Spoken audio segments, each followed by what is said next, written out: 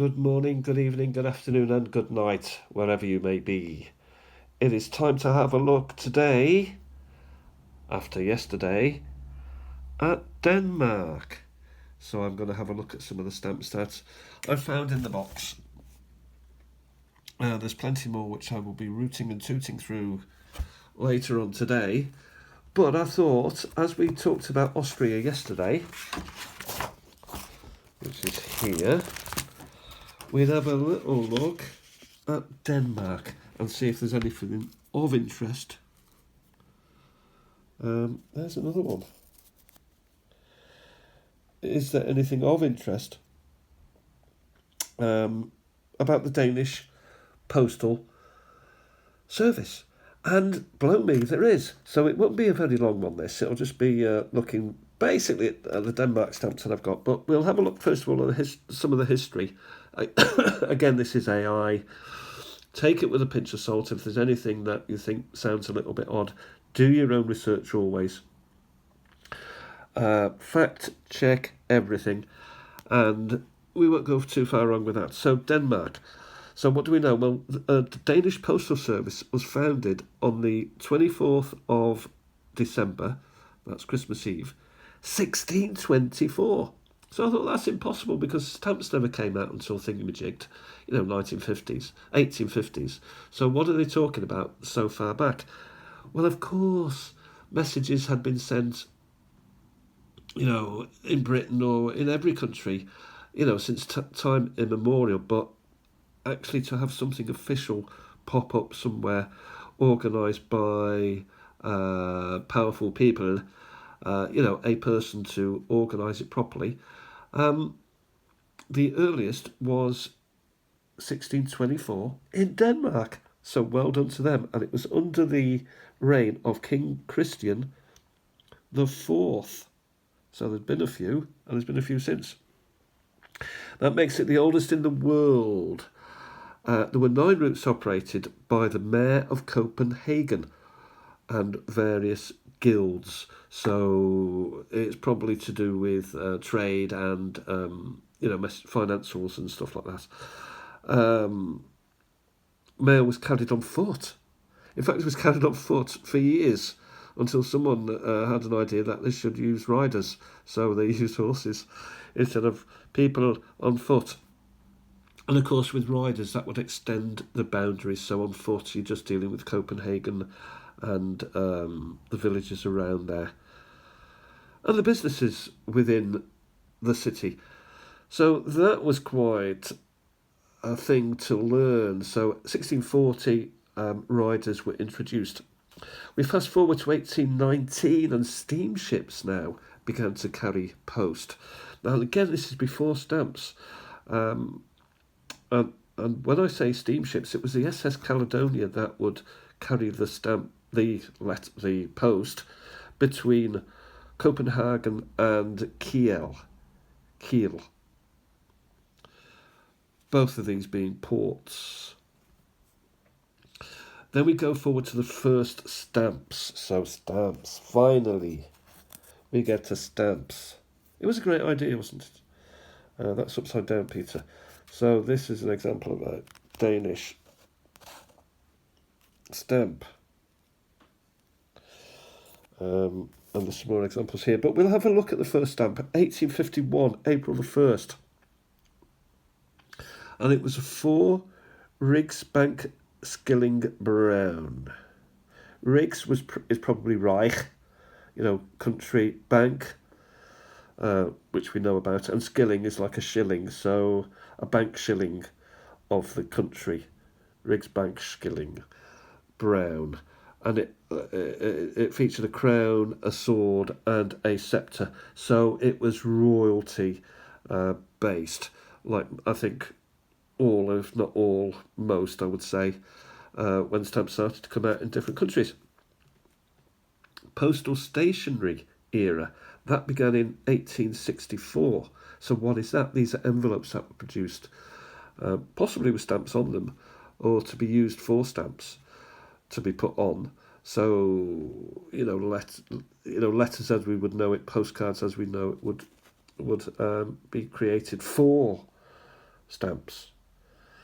1864, someone thought that was a good idea, and this lasted till 1967. Nice. And there were 75 different official items used between those years, which is almost 100 years, which is more than 100 years, and yet only 75 were issued. Interesting. 1920, first commemorative stamp was issued. So that's when commemorative started up, 1920, just after the end of the First World War.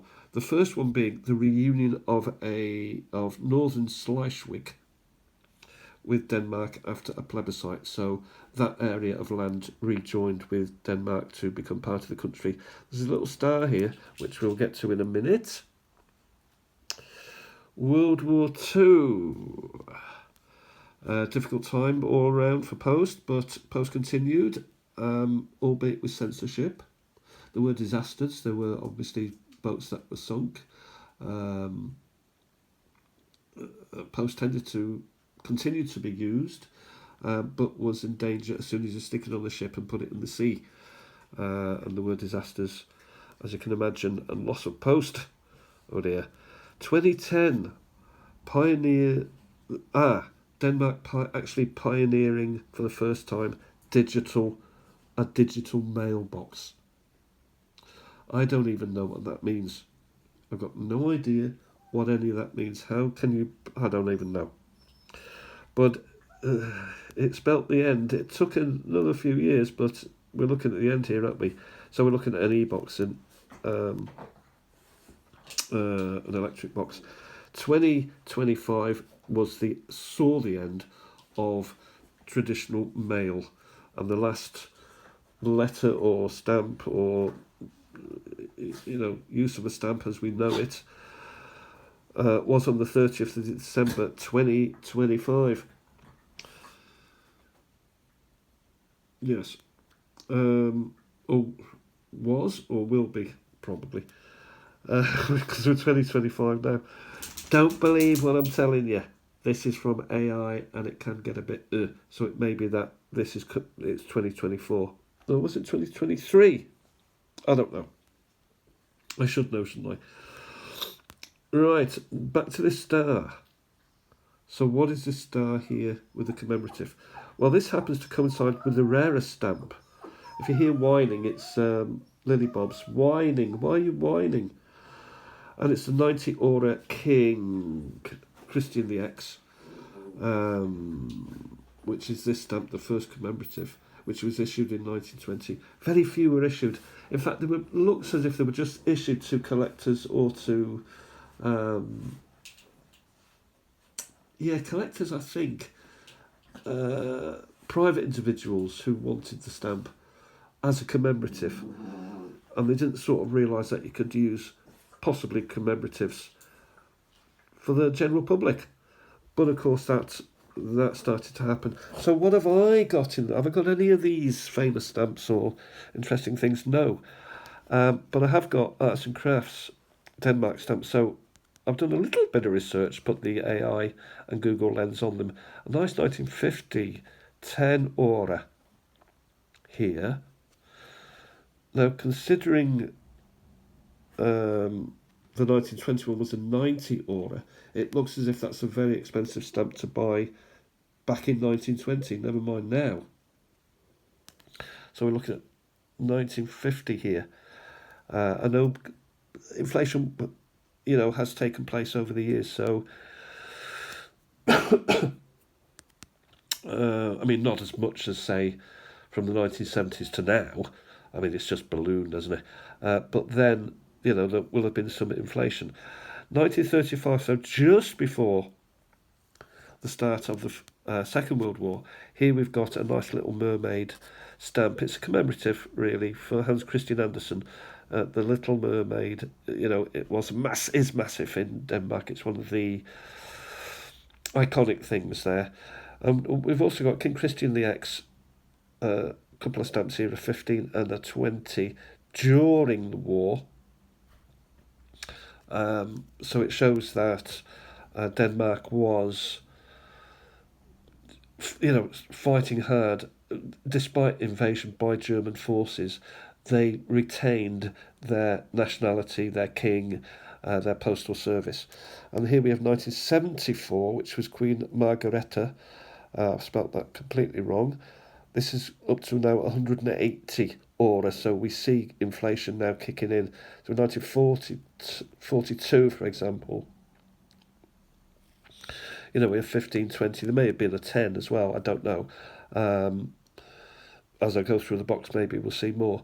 But we're seeing 10s in 1950, 10s in 1942, 1935, we're looking at a 10. We're looking at a 90 in 1920, which tells me that this is a very, very expensive and special stamp. And then as soon as we hit the 1970s, boom, zoom, 180 ore. We've now, I presume, with the 3.75, reached the European Monetary Fund, 1994, House Sparrows. We're getting away from traditional Denmark and we're going into sparrows. Yes. 1994, 1985 stamp here. Again, the 350. This was a 375. So there's just a little bit of inflation there. And then this one I have not actually got any information on.